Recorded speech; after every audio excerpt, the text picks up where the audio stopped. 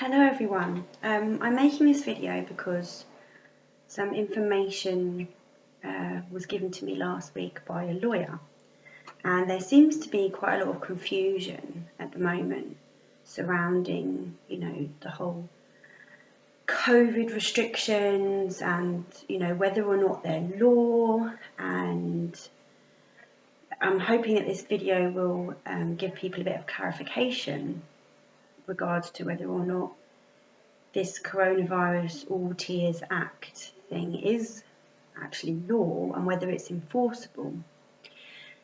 This video is, I believe, also crucial for people who have been refused entry maybe to somewhere for not wearing a face mask, or people who are being told that they have to take a test to work or to travel, like abroad and things like that.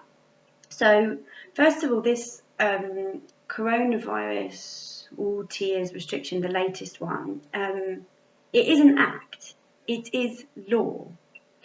However, the government, they can make any laws they want. As long as enough MPs vote them in, they can make any laws they want. It doesn't always mean that the laws are actually lawful, or enforceable. So what I want to do is read out to you the first part of the Health Protection Coronavirus Restrictions All Tiers England Amendment Regulations 2020. Now it says, the Secretary of State makes the following regulations in exercise of the powers conferred by sections 45C1, 3C, 4B, 4D, 45F2 and 45P of the Public Health Control of Disease Act 1984. So what that means is that this document is a statutory instrument to the Public Health Control of Disease Act 1984. It's the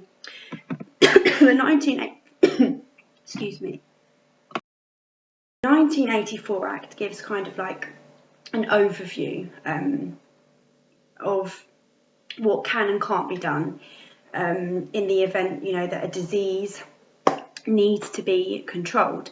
And then this act, the Coronavirus All Tiers Restriction Act, kind of irons out the defined details of it, more specific things. But this statutory instrument, it has to, I can't find the right words now because I'm not a lawyer and law is not my strong point. But basically this act has to be in line with the 1984 Act. And if there's anything, in the 1984 Act that says anything in the Coronavirus Act is not okay, then this is not enforceable. And it's not enforceable, and I'm going to explain why. So the sections I just read out to you, they talk about like the restrictions that can and cannot be placed on people and businesses, etc. What they fail to mention in those list of sections I just read out is section 45E of the Public Health Control Disease Act 1984. So section 45E is crucial, okay? I'm just going to bring up this section now, 45E. And this is about medical treatment in the event of, controlling a disease. It says regulations under section 45B or 45C, which is, again, as I said, regarding like restrictions and things. You can read all these yourself if you want. May not include provision requiring a person to undergo medical treatment. Medical treatment includes vaccination and other prophylactic treatment. Now, for those of you who don't know what prophylactic treatment is, I will read out a definition here. It's the institution of measures to prevent a person from a disease to which he or she has been or may be exposed to. Preventative treatment. So basically what that's saying is that any preventative measures that the government are putting in place at the moment, there's no provision for them. They're not needed. It's not enforceable. None of these measures, like the face masks, vaccinations, testing, there's no provision for it. So, what this means, as I said at the beginning of the video, is if anybody does try to enforce any of those things upon anyone, they are acting unlawfully. Now, as I said again at the beginning, it's not unlawful for the government to write that act, the Coronavirus Ordeals Act, but it is lawful to enforce it.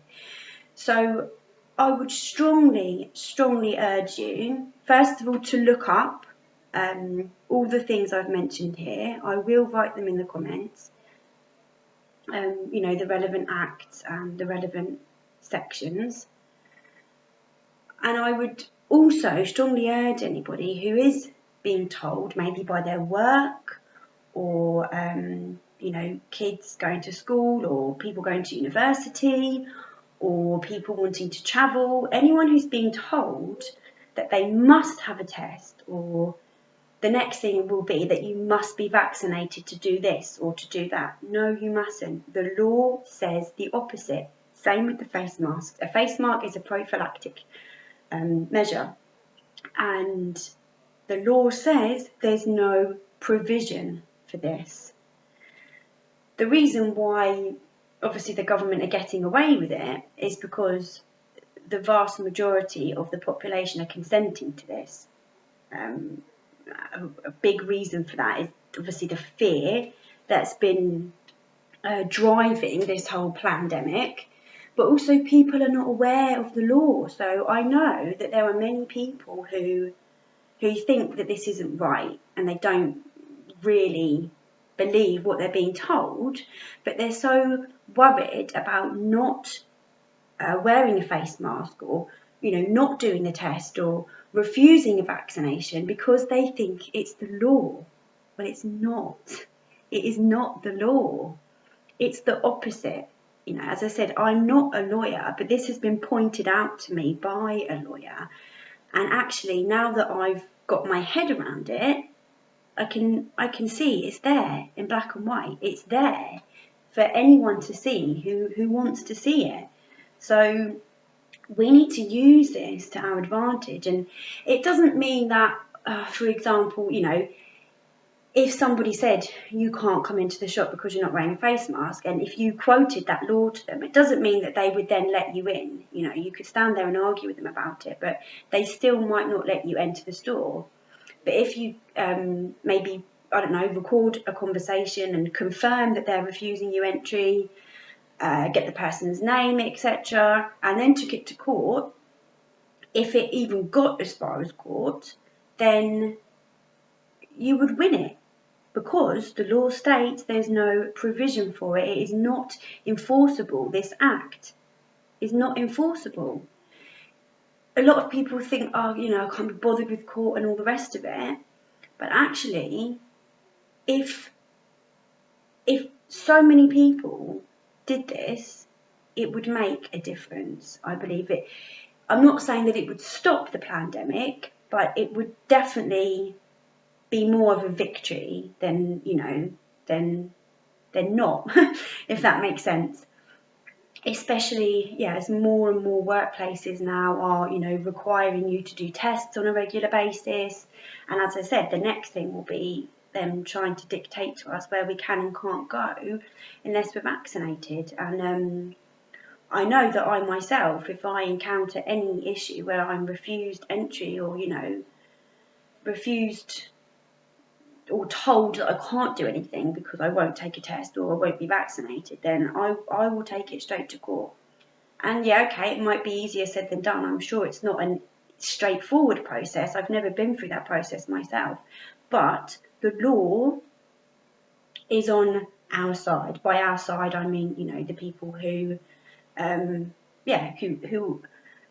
know that this isn't right, or for the people, as I said, who are too scared to not comply. because, you know, it's the law. But the government, of course, are not going to tell people this, are they? They're not going to tell people that in that act, and I think that's one of the reasons why they don't mention Section 45E in the Coronavirus and All Tiers Act, because it completely overrides basically everything in it. Yeah, I think that's all I need to say. I will pop the relevant things in the comments below, as I said, or maybe in the description. I hope this video is useful, informative. Please spread it far and wide. More and more people need to know about this. We need to become informed. That's the government are kind of counting on people not being informed, you know, to get us to comply. Of course, the fear as well. But yeah, we need to get informed. We need to spread this. People need to know their rights and they need to know the law. So thank you for watching. You know, if it does help anybody out, or anybody thinks, wow, yeah, that I'm gonna use that because of something that's happened to me, then please comment on the video and let me know. It would be nice to know that this has reached out to some people and actually been useful to them. So thanks again for watching. Take care. Bye.